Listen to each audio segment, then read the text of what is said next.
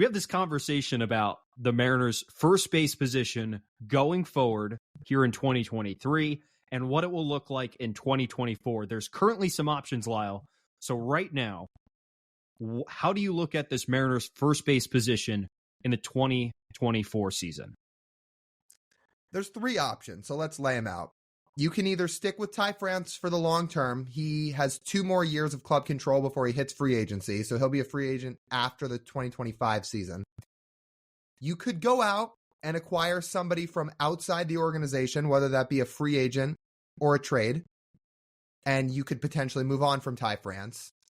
Or you can put your belief in Tyler Locklear, which a lot of people have, wait for him to be big league ready, get up to the show, and essentially have France just be the bridge guy until Locklear gets here. Those are the 3 options we're looking at.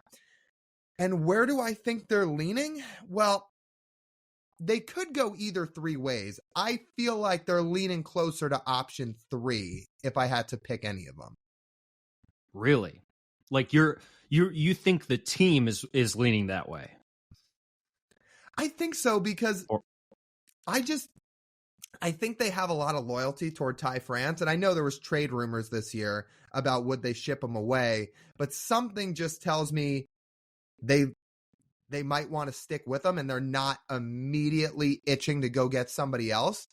And I think it, more than anything, might speak volumes to what they think about Tyler Locklear. And I think a lot of people genuinely believe that guy is the first baseman of the future and has tools to be a very productive major league first baseman between his bat to ball skills, his big time power, and his ability to potentially hit in the middle of the lineup one day. So I think that might be the direction they're leaning, along with the fact that there's not a whole lot out there in terms of the market.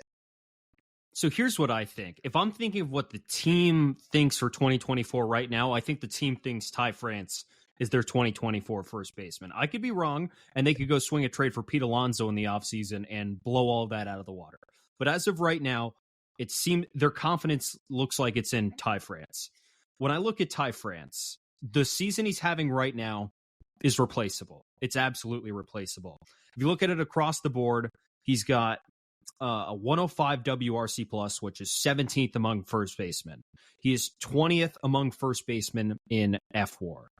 The only real outlier stat, or not even outlier, I would say good stat he's had in this season is he's got 31 doubles this season. That's one off his career high that he set in 2021. He's also been hit by 30 pitches, which is Mariners club record.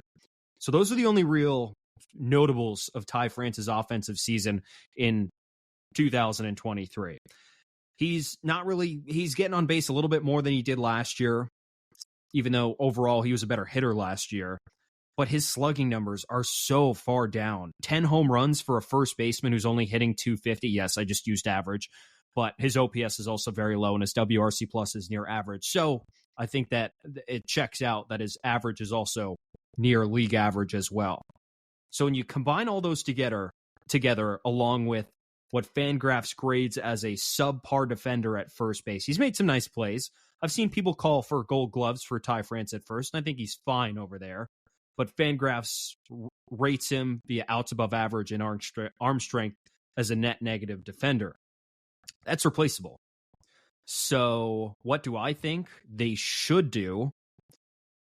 If the Mariners go into next season and saying we're going all out to win a championship next year, like all out, full send, and they don't get Shohei Ohtani in the offseason, I think the option is acquiring a first baseman on the trade market, and I think that's Pete Alonso. I think that's it. I think that's a logical thing. Hey, we don't have all the $600 million committed to Shohei Ohtani in the offseason. He decided to go to the LA Dodgers. Let's trade for a first baseman who does something that Ty France doesn't do, and it's for a shit ton of power. He's got 1 year left, and we can extend him you could probably get Pete Alonso to sign a 5-year extension, I assume. That sounds about right. And then you have your first base of the future doing what typical first basemen do for the next handful of seasons while your young core around him stays intact. I just don't know if the Mariners are willing to fork up the package for Pete Alonso. I think the Mets are going to ask for a lot. We've seen what they got back for Verlander. We've seen what they gotten back for Max Scherzer. Those guys are way older than Alonso. I think they're going to ask for a lot if they even move on from that guy. And I don't know if the Mariners would be willing to do that. Truthfully, if they were to go acquire Pete Alonso, part of that package would probably be Tyler Locklear. And I don't know if the Mariners would be willing to chip him away or not, with the idea that you might only keep Alonso for 1 year because he might just walk in free agency. Now, if you feel like you can lock him up to an extension, great. Then that's a different story. They didn't do it with Teoscar Hernandez this year with a year left. I don't know if there's any guaranteeing you could do it with Alonso. That's fair. I don't. You're right. I don't think the Mariners would trade for Pete if he wasn't going to sign an extension, because I don't know if they would give up that kind of capital. But if Pete Alonso was here willing to sign an extension, I wouldn't have any problem giving away Tyler Locklear and probably one of your blue chippers, potentially one of your first round picks from this year. You have 3 of them. You're not all of them are going to make the big league roster with the Mariners. That we know. So if you're trying to go win a championship, I'd say Pete Alonso's a pretty good guy to do that. I mean, overall, this dude just mashes. He does everything you want at first base. Slugs .529 this year. He has 42 home runs, 7th among first basemen WRC plus at 131, and 7th in F4 as well. He would make them better. He would absolutely make them better. If you worry about park factors too, the Mets are a bottom 5 park factor team for hitters. The Mariners are last. So, I mean, there's not really too much difference there, and Pete continues to slug anyways. As long as they're not trading Ty Pete, I'm good. Yeah, that's true. They can trade someone else. Yeah. Ty Pete's our guy. He's got to stay. He's under contract with the Marine Layer podcast to not leave the Mariners organization. Correct. Like we're indebted to him now. So yeah, you can't trade him away. No, you can't trade him. Nope. Now let's put Pete Alonso aside here for a second. Because if that is not your solution, here's what's on the market next year in terms of free agents. Rhys Hoskins, who, in case you need a reminder, has missed all of 2023 with an injury. So he's probably signing a 1-year prove-it deal and trying to get himself back on track to then go sign a bigger contract after 2024. Maybe that's an option if you bought into Rhys Hoskins being healthy enough to bounce back. The other options are Josh Bell as an opt-out. I don't know if he takes it or not. That was essentially the second best option. The free agent market at first base is thin. And then outside of Alonso for the Mets, I don't know how many teams are interested in dealing off a first baseman, which is why I kind of side to this idea of if it's not going to be Pete, the free agent market is not intriguing, and they're really in love with Tyler Locklear.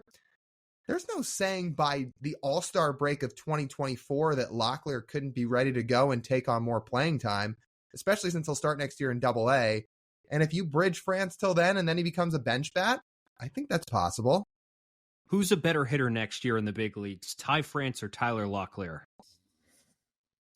That's so tough because obviously some rookies are going to take some time to adjust. Obviously, my guess here would be France because that would be putting a lot on Locklear, and that's what I'm getting at here. Are the Mariners trying to win a championship next year? Yeah, of course they are. I feel like we just answered the question right there. But is Ty France your championship first baseman? Do you believe that? Well, Tyler Locklear, if the answer to that question is correct, Tyler Locklear's not next year.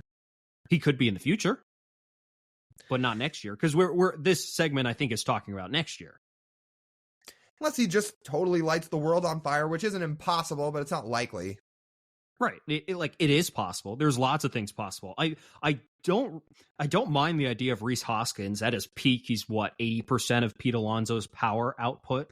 Potentially walks a decent amount. He's not going to hit for a high average, but he would be a productive first baseman. That's for sure. And there's always the option that Ty France could bounce back. I mean, he's still creeping. How old's Ty France exactly? 28? Yeah. 28, 29. Yeah, so he's still in his quote-unquote peak years. He could always turn it around. There's just a few tweaks here and there that Ty France could do, and he could end up going back to having a 120 to 130 WRC plus last year. I don't think that hitter's gone. He's just had some frustrating tendencies this year.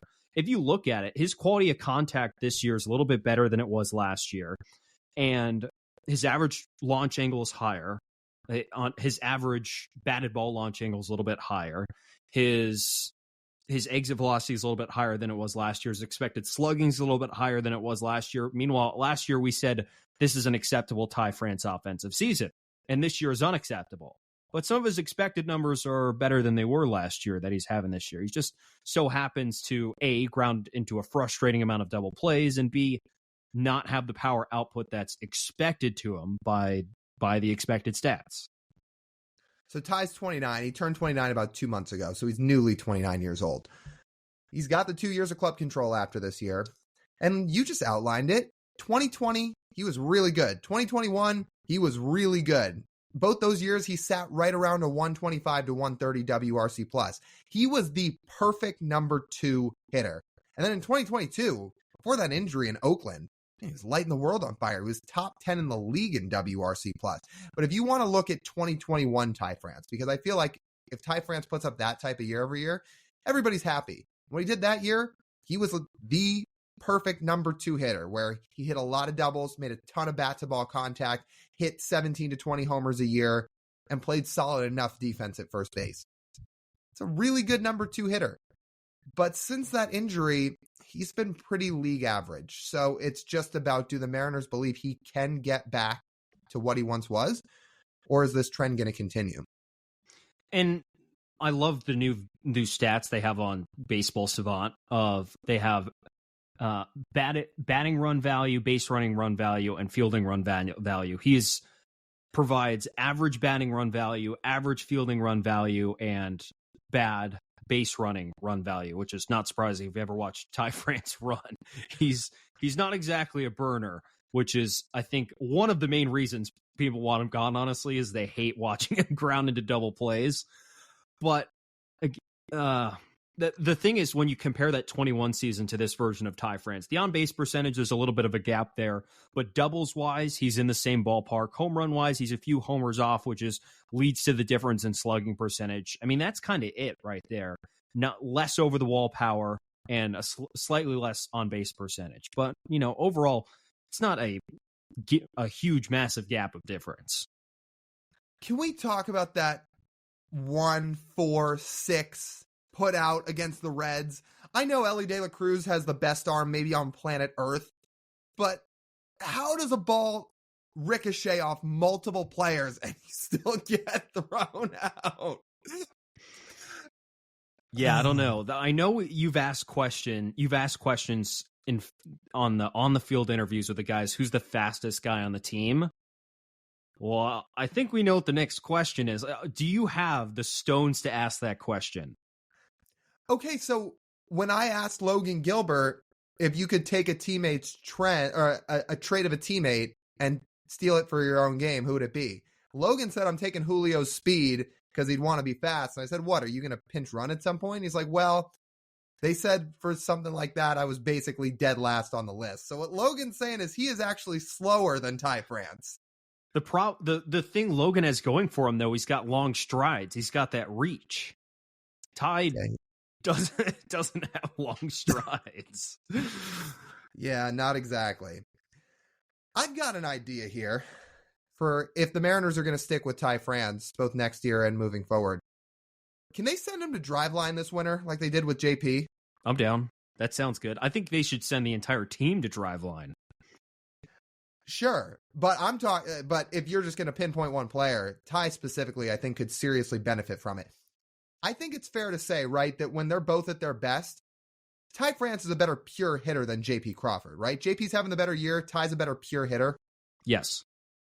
So if you just sent JP to Driveline all winter, and he just made these massive steps forward at the plate, where he's having a phenomenal season, by the way. Here we are on September 6th, and his OPS is sitting right around 830. I don't think anybody had that on their bingo card. So all credit in the world to JP. If JP can fix some things, I don't see why Ty France can't fix some things. And if we're thinking about it, they're struggling kind of with the same thing, not hitting the ball hard enough and not hitting for enough power. Really, that was JP's main thing. He needed to hit the ball harder, and he needed to hit it more consistently to really complement his good eye at the plate. Well, it's worked out pretty well. So Ty France, a guy who's in the bottom, 20% of the league in terms of hard hit rate, that sounds good to me. Elevate and celebrate, baby. That's how we win. That's what we stand for on this podcast. Always. Not Julio dropping down bunts. Nope. So yeah. Don't do that anymore, Julio.